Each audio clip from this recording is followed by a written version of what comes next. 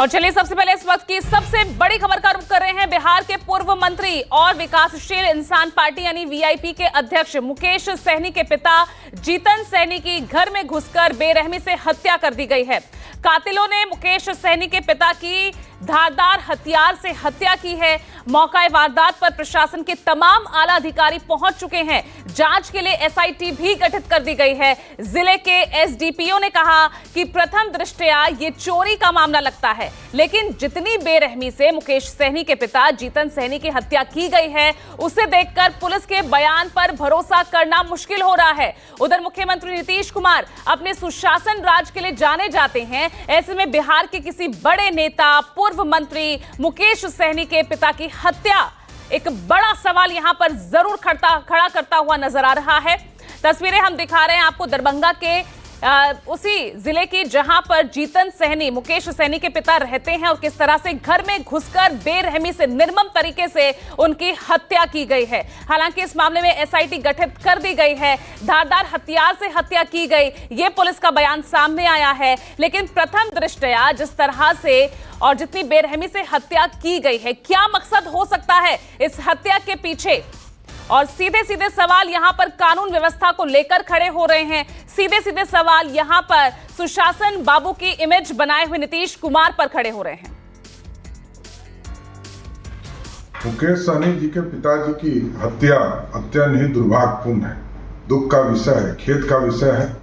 लेकिन मैं सरकार की तरफ से जरूर स्पष्ट करना चाहता हूं कि शीघ्र कार्रवाई किया जाएगा और जो भी दोषी होंगे इसके तुरंत इनको सलाखों के अंदर डालने का काम किया जाएगा। सरकार पूरी तरह मुस्तैदी से मुकेश सहनी जी के परिवार के साथ खड़ा है और शीघ्र से शीघ्र कार्रवाई की जाएगी। मुकेश सहनी जी के पिताजी की हत्या अपने आप में दुखद विषय हम लोगों के लिए। बिहार सरकार के पूर्व मंत्री मुकेश सहनी जी के पिता की हत्या ये निश्चित रूप से मर्मांतक है, दुखद है और पीड़ाजनक है। वरीय पदाधिकारी घटना स्थल पर पहुंचे हुए हैं। पुलिस तमाम तथ्यों की जांच कर रही है और साथ ही साथ जो भी अपराधी है, जिन लोगों ने यह पाप किया है, पाताल में भी रहेगा तो उसको खोज निकाल करके न्यायिक प्रक्रिया तक उसको अंजाम तक पहुंचाएंगे। यह बहुत ही पीड़ाजनक है, मर्मांतक है, दुखद है। और चलिए मेरे सहयोगी अमिताभ ओझा सीधा जुड़ रहे हैं हमारे साथ इस पूरे मामले पर ज्यादा जानकारी के साथ। अमिताभ, कुछ जानकारी मिल रही है, हालांकि एसआईटी इस मामले में गठित कर दी गई है, लेकिन कौन है इस हत्या के पीछे, कौन जिम्मेदार है, किस मकसद से हत्या की गई, क्या जानकारी मिल पा रही है? देखिए, अभी तक घटना के कारणों का पता नहीं चल पाया है। एसआईटी गठित कर दी गई है, साथ ही फोरेंसिक टीम और डॉग स्क्वाड को वहां पे बुलाया गया है, जो वहां पे अपनी जांच कर रहे हैं। कई फुट प्रिंट्स वहां पे मिले हैं, जिसके आधार पर जो हत्यारे होंगे उनकी शिनाख्त हो सकती है, क्योंकि फुट प्रिंट्स कई घर के जो बाहर का रास्ता है वहाँ पर मिला है। देखिए, अभी तक लूटपाट की घटना से पुलिस इनकार कर रही है, क्योंकि लूटपाट की घटना का कुछ नहीं मिला है। हाँ, वहाँ पर झड़प हुई है, इस बात की जो रूम है, कमरे में जो सामान बिखरे हैं, उससे ये अंदाज़ा जरूर लग रहा है।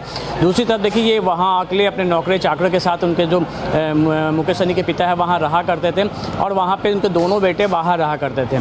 तो वहाँ पर अभी फिलहाल पुलिस इस बात क्योंकि ये बात भी बिल्कुल साफ है कि जो भी हत्यारे थे उनका मकसद सिर्फ हत्या करना था। जिस तरीके से जघन्य तरीके से हत्या का शरीर के अंगों को काटा गया है, जख्म दिया गया है, उससे ये साफ है कि जो मोटो था वो सिर्फ हत्या करने का था, जिस तरीके से किया गया है। दूसरी बात, इसमें जो पेशेवर अपराधी की भूमिका से इनकार किया जा रहा है, क्योंकि पेशेवर अपराधी होते तो गोली चलाते, इस तरह के कोई फायर आर्म्स के वहाँ पे चिन्ह नहीं मिले हैं, क्योंकि धारदार हथियार से हत्या की गई है। करीब हाथ का एक बाजू काट दिया गया, कई शरीर के कई अंगों में बड़े ही गहरे जो जख्म हैं वो दिए गए हैं। फिलहाल फोरेंसिक टीम वहाँ पे तमाम जो एविडेंस है उसे कलेक्ट कर रही है और उसके बाद मामले की जाँच के लिए ग्रामीण एसपी दरभंगा के नेतृत्व में एक एसआईटी का टीम गठन किया गया है, जो वहाँ पे पूरे देख रही है। फिलहाल घर के 4 नौकर चाकर जो हैं, 4 जो नौकर है वहाँ घर में जो रहते थे, उनसे पूछताछ के लिए डिटेन किया गया है, जिनसे पुलिस पूछताछ कर रही है। इसके अलावा परिवार के जो सदस्य ठीक है, आप बने रहिए अमिताभ, लगातार नजर बनाए रखिए। इस बीच पप्पू यादव का भी बयान इस पूरे मामले पर सामने है, क्या कुछ कहना है, सुनिए।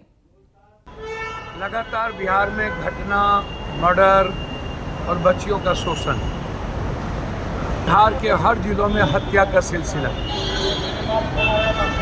और आज